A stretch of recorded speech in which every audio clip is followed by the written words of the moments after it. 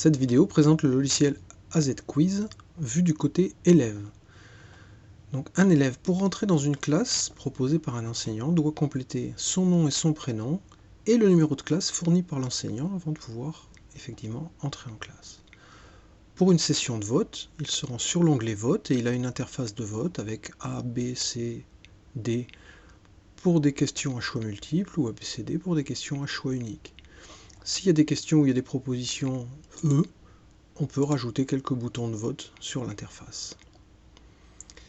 Dans le logiciel AZ Quiz, l'élève peut aussi faire des quiz publics. Ici, par exemple, nous avons différentes rubriques. Dans la rubrique générale, nous allons choisir le menu informatique, les quiz relatifs au hardware et par exemple un quiz sur les composants de l'ordinateur. Donc c'est un quiz avec des images. Ici, nous avons une photo d'une carte mère. Ça, c'est une question à choix unique. Nous cochons carte mère.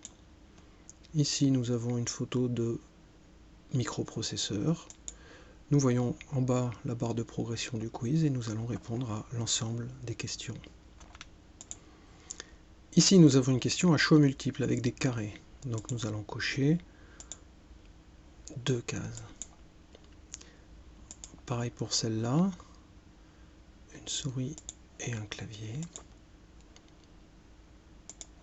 un disque dur, cocher l'intrus processeur, centrale, allez, software. Nous avons maintenant répondu à toutes les questions, nous pouvons vérifier si nous voulons avant de valider le quiz, et quand on valide le quiz, on obtient le corrigé instantanément. Le logiciel se positionne sur la première question où on n'a pas bien répondu. Ici, c'est une question à choix multiples.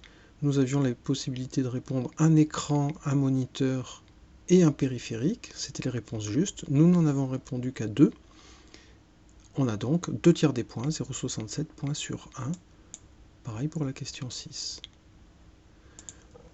Pour la question 10, on a répondu software et la bonne réponse était hardware. Nous avons donc 0 points. Alors, cette note peut, si on veut, avec le corrigé, être envoyée par email si l'élève renseigne son email. L'élève a à sa disposition, bien sûr, bien d'autres quiz, classés par rubrique collège, lycée, par exemple, en terminale S, des quiz de mathématiques. Pour l'instant, le logiciel n'est pas rempli avec beaucoup de quiz. Au fur et à mesure de l'utilisation et de la publication de quiz par des enseignants, la base de données devrait s'enrichir.